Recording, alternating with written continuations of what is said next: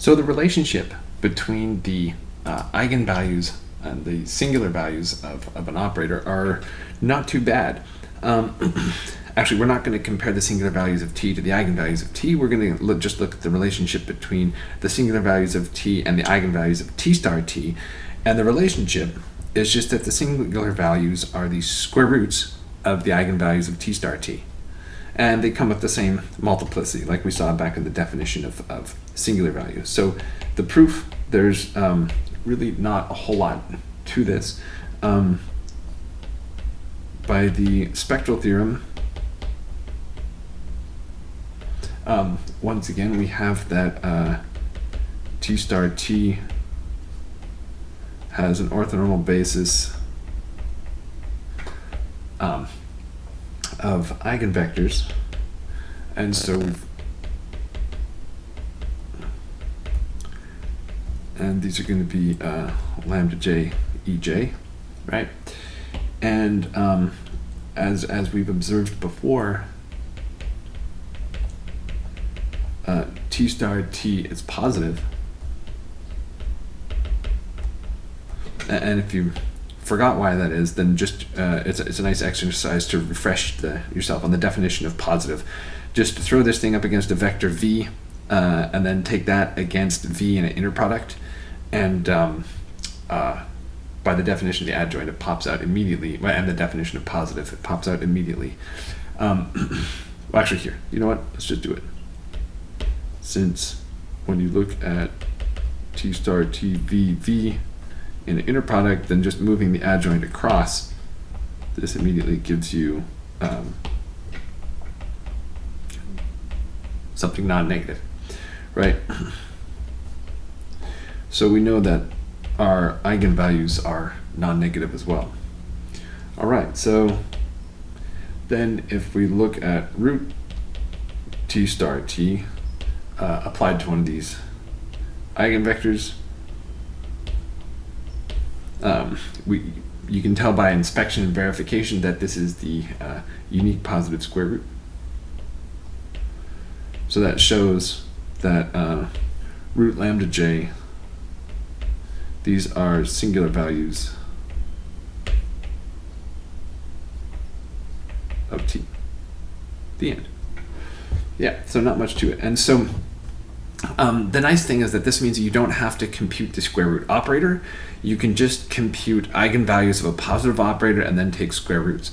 And it's really nice to be able to take the eigenvalues of a positive operator, because there are examples for positive operators not examples. There are methods, numerical methods, for positive operators that makes computing their eigenvalues much more efficient. So, for example, if you just think, hey, let's look at a situation where we've got an eigenvalue, eigenvector kind of thing. Well, what happens is if you do this a bunch, you're going to get attracted to the actually here. Let me back that up.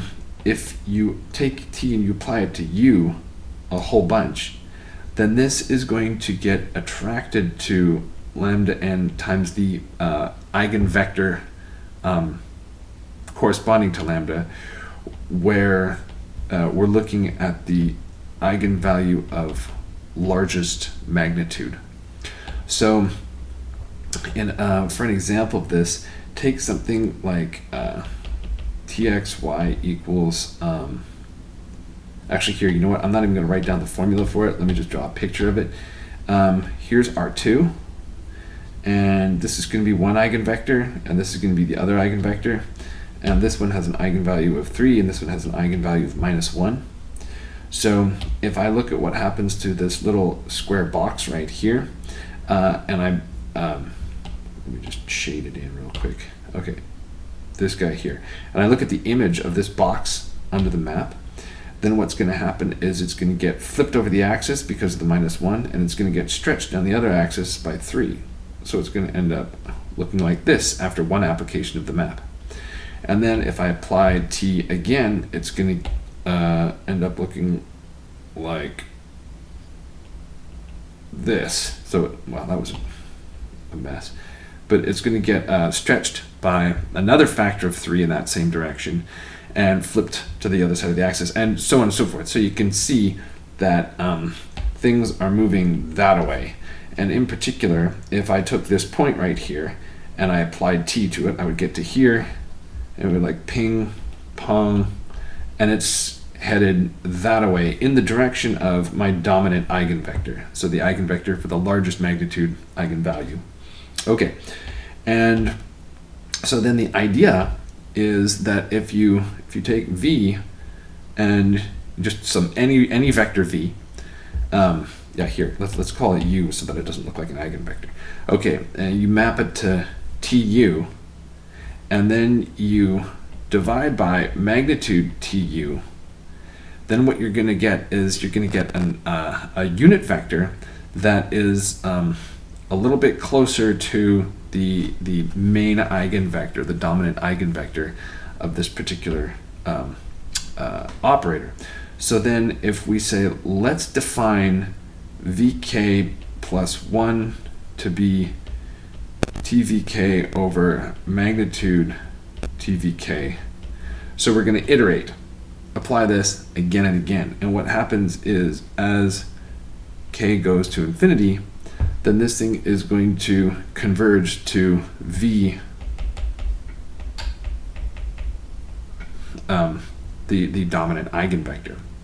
So this is called the power method, or power iteration method, something like that. This is actually, if your matrix is big and bulky, it can be gnarly and not efficient. But if your matrix is sparse, meaning that most of the entries are 0, most is sort of a vague word here, then actually it can be done very efficiently. So for example, Google's PageRank algorithm, which determines like what search results you see at the top of the page when you do a search on a given thing, that is an eigenvector. And if you haven't looked into this before, you should really Google the $25 billion eigenvector. And there's a very readable paper out there, and it'll tell you all about how Google won the search engine wars with the use of this eigenvector. It's probably more than $25 billion now. But anyway, yeah, and just using this very simple method to compute the eigenvalues of t star t so that they could get their mitts on the singular values of t. So anyway, so the moral of the story is that the singular value decomposition allows for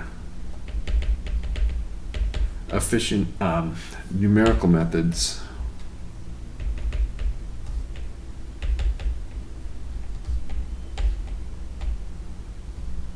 in many applications.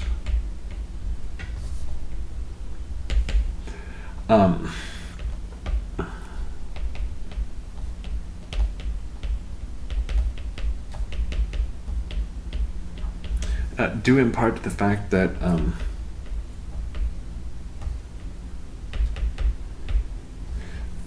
there are better techniques for calculating, so crunching, number crunching, the eigenvalues of positive operators. And so remember, by polar decomposition, we can write an operator as a positive composed with an isometry. And an isometry is a rotation. So you can just imagine if you were doing this algorithm right here, and t involves some kind of crazy rotation in higher dimensions, it can be very complicated to keep track of what's going on. But if you're just doing it for a positive operator, then this convergence actually happens much more quickly.